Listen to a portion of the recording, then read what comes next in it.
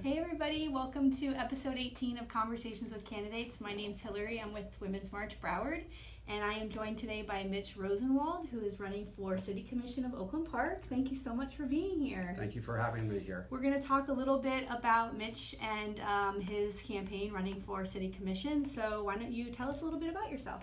Sure. Well, I've been in Oakland Park for 5 years and Broward for 12. Originally, I'm from Maryland, the seafood state, as you know, and all of that. And I'm a college professor. I'm a social work professor down at Barry University. I've been there for 12 years.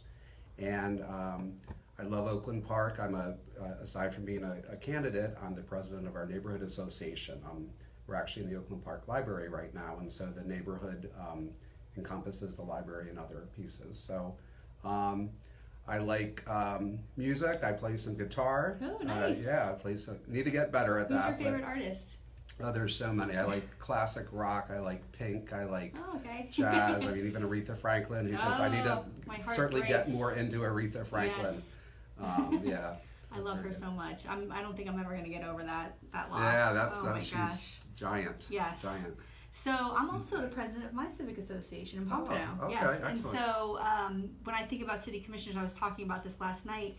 I feel like the city commissioner is like the most accessible elected official. You know, when I went to my first civic association meeting and the mayor walked in and my city commissioner walked in, I'm like, what's happening? This is a very small meeting, and these elected officials who you see their name everywhere and you know, they're the direct person. Like everything that happens in our city, like outside my front door, it's immediate, and that's the person who I would call.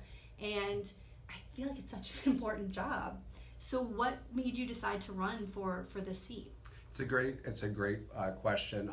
In some ways, this is an extension of my profession as a social worker. We're about organizing communities, making sure people's voices are heard. One reason I'm also running, I'm the past president of the state social workers, so I have leadership experience, and so I want to apply the leadership experience and ethics of a social worker to the city of Oakland Park, which is really, as the official tagline is, it's a city on the move. Mm-hmm. And so you're totally right, and I'm already doing future constituent work now when I'm canvassing. One woman, I came to her door, she said, please come to my backyard immediately. I said, okay, she's comfortable. And she said, looks like a potential sinkhole. Which, okay, so, you know, I called up the director of public works, who was very accessible, and connected them. Mm-hmm. So yeah, whether it's about public works or safety or development or just overall community connectedness and citizen voice, those are very important pieces, and accessibility is very important. Yeah. It is a city on the move. I grew up in Wilton Manors, and like we're a stone's throw away from Oakland Park, and I in the last few years have seen this complete resurgence in the downtown area. You know, Funky Buddha moving into what I'll always remember is this like Sears building. That's right. That's sat empty for so many, probably decades.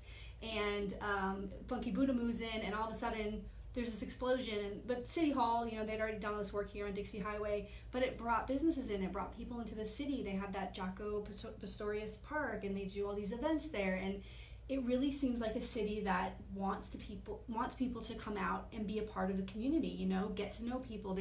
I went to the website, there's a 7-minute video on the City of Oakland Park website. That's beautiful. I mean, the amount of things that are happening here, it's a very exciting time to be in Oakland Park. So is there anything else on top of all of these plans that you think the city could be doing to keep it moving forward? Absolutely, and part of why I'm running is to help it in its next phase of development. I think there's it's been catalyzed, so there's a catalyst. Funky Buddha, Alberti's restaurant, Switchbox Roasters, Tats and Tacos, Big Dog, which has been here longer, and a lot of service businesses along Dixie. This is the real core. While we're on the east side of Oakland Park, this is the downtown. So I think we're looking at development west of Dixie. There's a new parking lot going in. There's a sub shop, a gourmet sub shop that actually came from Wilton Manors that will be going in, and a lot of other businesses. But we also have some projects in the work. There are some projects in the work, not just on Dixie, but on Federal as well, Federal and Oakland Park. Okay. That intersection with Bahama Breeze restaurant is coming in, and there's some mixed use residential and commercial mixed use buildings that are in the works. One thing though is that while this is the downtown, this is the east side. So Oakland Park is around 45,000 people. Wow. So actually triple the size of Wilton Manors. Yeah. And triple double to triple the geographic size. So we want to make sure we have we spawn and nurture development in the center and the west sides, Yes. west of 95, and then also the Andrews and Prospect intersection and, Okay. and Power Line. Yeah. Okay, so when you're going canvassing and knocking on doors, what are some of the concerns of the people that you're talking to? Great question. Well, one, and I think this comes at the city level, probably in the number, they're tied. One is about traffic. Mm-hmm. So traffic in many ways. One is just about, certain intersections, there's too much traffic. It can take a half hour to go 2 miles sometimes at rush hour. Also traffic in terms of the speeding. Okay. And so issues of traffic calming and things such as that. We do have, also in terms of safety, while crime has been down in the city, we've had some rashes, unfortunately, of some break-ins and car thefts and even home invasions. So we want to take a look at that. I've also talked with people, and the 3 animals that I just go to wildlife for a second: iguanas, raccoons, and ducks.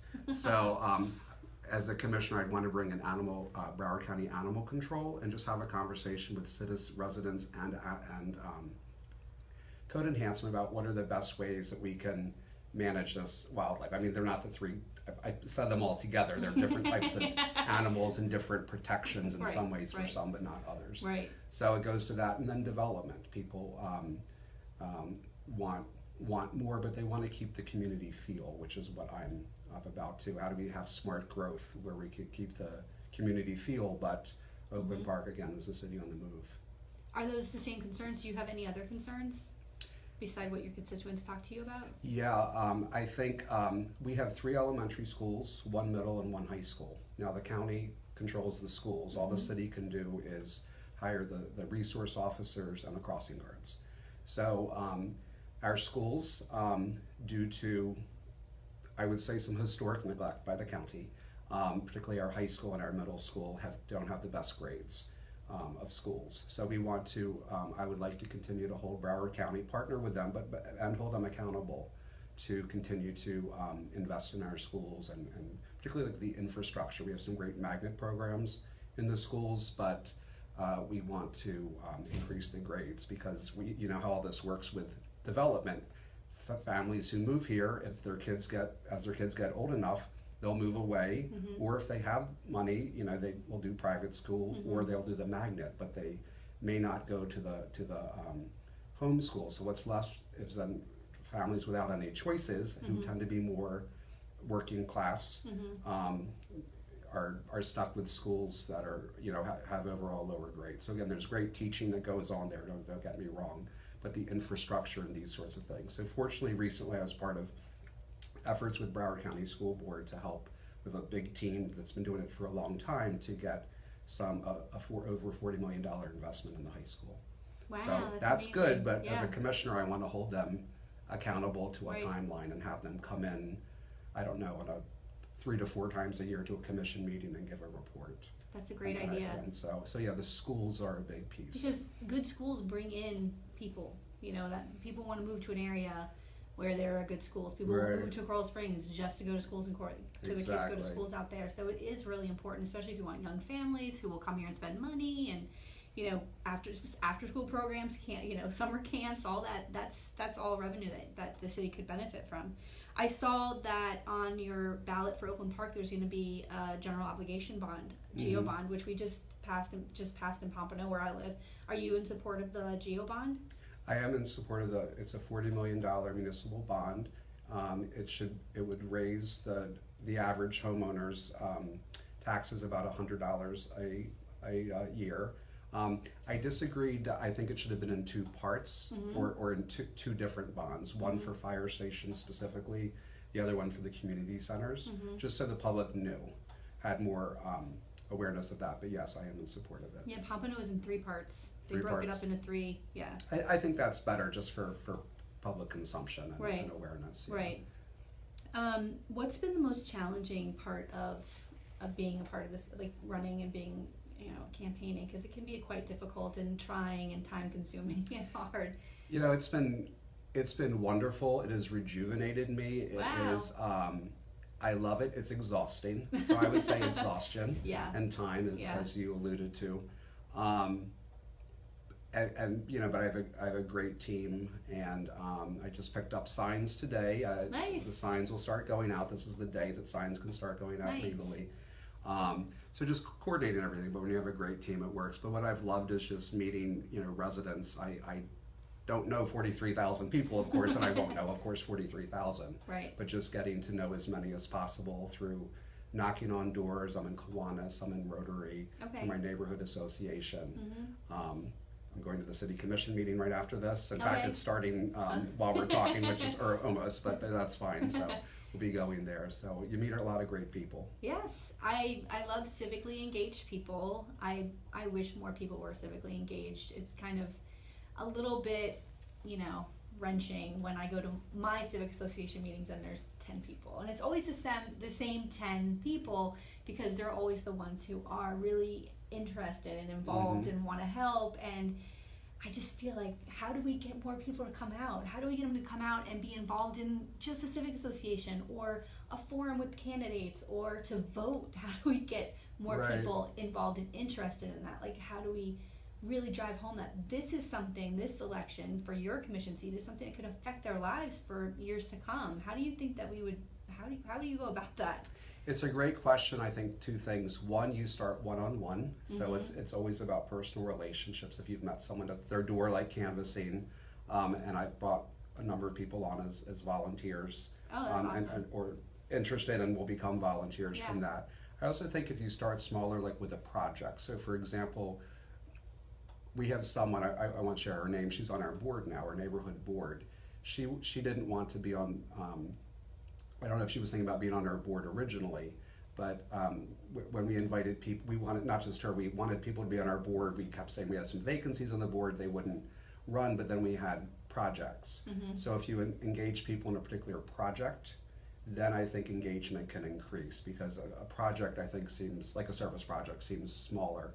I'm part of Rotary, and tomorrow and Saturday we're actually painting the North Mall, the indoor gigantic foyer of Northeast High School, because that's awesome. hasn't been Yeah. really painted for the past 10 years basically. Good for you. So I think if you start one-on-one and then engage in a service project or something smaller, then people, as they have time, they can Yeah. yeah Okay.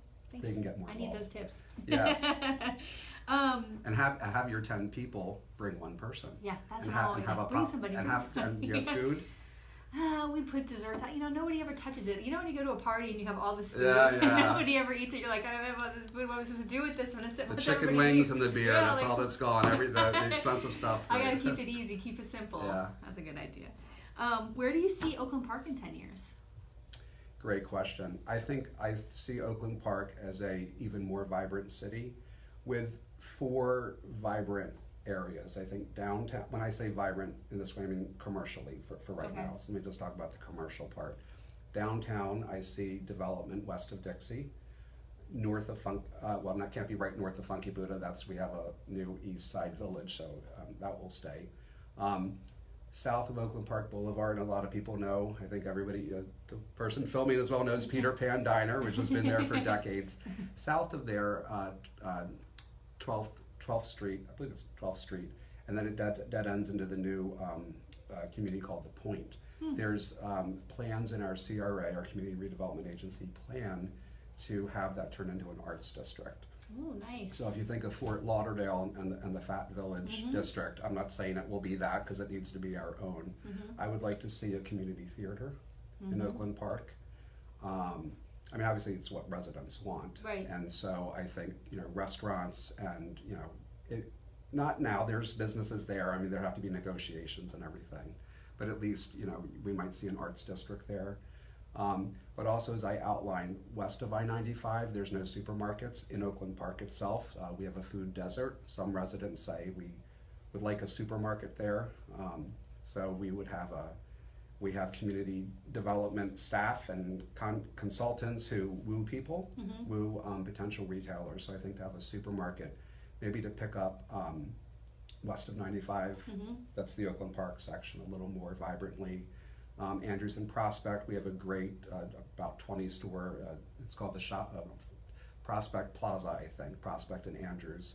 And so, just continuing to offer facade improvement at that area. We did put in a nice landscaping. Yeah, it looks nice. Yep. And then Power Line. So where Power Line and Oakland Park is, north of there is Lowe's, but then north of Lowe's is, I think, an area that we could have some more development. So I see 4 commercial pieces, because what one critique I do receive from people who don't live in the east is everything's going on in the east.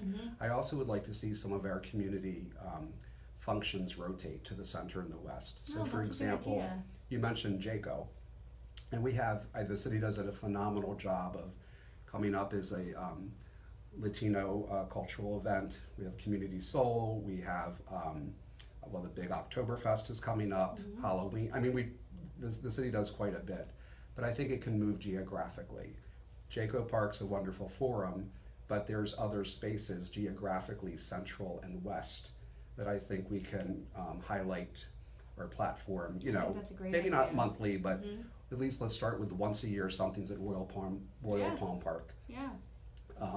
West of That's a great idea. West of Power Line.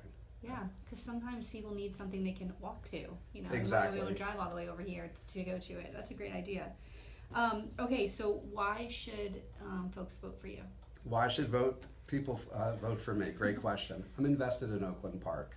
Like I said, just to give a little more detail, so I'm the president of our neighborhood association, the Corals of Oakland Park Neighborhood Association. And I founded that with a great team just a year ago, so I think that shows some investment. And we just formed, we're having another meeting in a month, to call it a coalition. I guess it is a coalition. We just had one meeting, but I worked with it's either 7 or 8 neighborhood presidents, because we have a number of neighborhoods in Oakland Park, to look at a coalition. So we had a meeting at Peter Pan. I gotta get a pen. You're these are such these ideas. About looking at what are common needs across neighborhoods. And these are all people who are civically engaged. You can grab them They all are. together. We're not paid. We're not paid for this, right? We're not paid to be That's a great idea. a neighborhood president or So we just had one meeting, and there's some synergies. I understand this used to occur in Oakland Park. Not sure, like 10 years ago or even longer. I'm active in Rotary and Kiwanis, so this just shows my engagement in the city. As a college professor, a social work professor, I've done research, so I'm pretty good, I think, with critical thinking and with looking at data to make decisions. I have leadership experience, not just in that position, but also being the past president of a 5,800 member organization statewide of the social workers. So I've provided evaluation to the executive director, oversaw budgets, mobilized 18 units around the state, with a team, of course. Right. And we had a legislative agenda of social work that's actually very similar to Women's March. Oh, nice. So yeah. So I think my leadership experience, my engagement, and also aside being a professor, prior to being a professor, I was a social worker before I got my doctorate. I used to investigate child abuse and neglect. I worked with gerontology. So I'm just, social workers I think it's a very admirable profession. I'm very honored to be part of it. And I think I'm genuine, I'm approachable, and I follow up. You ask the person who thinks she had a sinkhole, and somebody was sent to her house. So yeah. Nice. Yeah. Okay, so a couple of really easy questions to end all of this conversation. Okay. What is your favorite book? My favorite book of all time. What's cool is that one of the ones that comes to mind is The Places You'll Go by Dr. Seuss. Yeah, good one. Even though it's kind of, elementary, it's for wise. adults. Totally wise. It's for adults. Yeah. So it's a great book. Yeah. I also like Stephen King. Okay. Horror novels. My mom liked them too. So my mom too. Lots of she called them the creepies or whatever. My mom wrote a letter to Stephen King. Oh, she did? And I was probably 1 or 2, I don't know. And he wrote her back. Oh, really? She still has this tiny typed out letter from Stephen. I mean, she was thrilled. I don't know where it's probably going to be buried with her. Like, she won't let us have it. Crazy. Like, she loves Stephen King. I was in Maine last year on a vacation to Maine in eastern, the Atlantic Maritimes. But anyway, we passed his house. Okay. Because it's in Bangor. I think it's in Bangor, Maine. Yeah. So we passed that. Yeah. Oh my gosh, he's awesome. So do you get to binge watch anything? Are you watching? I know you're probably very busy. Yes, I'm not binge watching anything now, but actually, speaking of horror, I mean, American Horror Story. I just and the political context of, or the political context of the last season, which was called Cult. Right. Did you watch? I haven't. I didn't watch that one. It's about only a cultist because leader. And yes, I only didn't watch it because I watched the first few minutes, and this woman was screaming as she was watching the TV when the election results were being read, and I was like, "Yes, I know. This is way too much for me. It's way too it's early. Too real. Like, I never watched it, but I've watched all the other seasons. Gotcha. And I'm excited about the new one. I don't know if I've had to watch the last one before the new one, but. No, it's probably not. They all kind of intertwine somehow. I think characters from seasons 1 and 3 with something new. Then I'm good. I'm on with that actress who's in every season. Yes. I forget her name. And I love all them. Yeah. Yeah. So that I actually want to start binge watching The Crown. Okay, I haven't watched that either, but I love the whole stories of that family. Yeah. So that's one thing on the list. I like Gotham. That's the TV Good show one. about the backstory of Batman Yes. and the character, the Riddler and all of that, and House of Cards. Great. Political show, of course. Everything that happened there, but I'm glad they're finishing it up because she's Robin Wright, right? So she's. No, I'm not spoiling this. She was named president, she became president season 5. So they're gonna. And that's gonna start soon. I'm excited about that. Yeah, what a character she is. Yeah. I love it. First female president, on TV. So. Come on, gotta get that going. When do we get that going? Okay, and so finally, what or who is inspiring you right now? What or who is inspiring me right now? You know who I'm going to say? But the people of Oakland Park inspire me. Because they have more and more been putting their faith in me and donating time, donating money, encouragement. So I would say that. I also want to do a shout out to Broward County Commissioner Nan Rich, who's a hero to me. And I told her she's a political mentor. Just for your audience, if they don't know, she's the former Senate Minority Leader for Florida. She ran for governor 4 years ago, lost to Charlie Crist in the primary. And now she's a Broward County Commissioner. I had a house party for her when she ran for governor. Wow. So she is a firebrand. She's a tireless advocate of women and children and the poor, which is again aligned with my values and social work values in general. And she has a stick-to-itiveness and a fire in her that I want to emulate. So yeah, she's a hero to me. That's amazing. Yeah. Well, thank you so much for being here. Thank you for. I hope it was painless. I think so. Yeah. Thank you so much for joining us, and we'll see you next time on Conversations with Candidates. Good night. Bye-bye.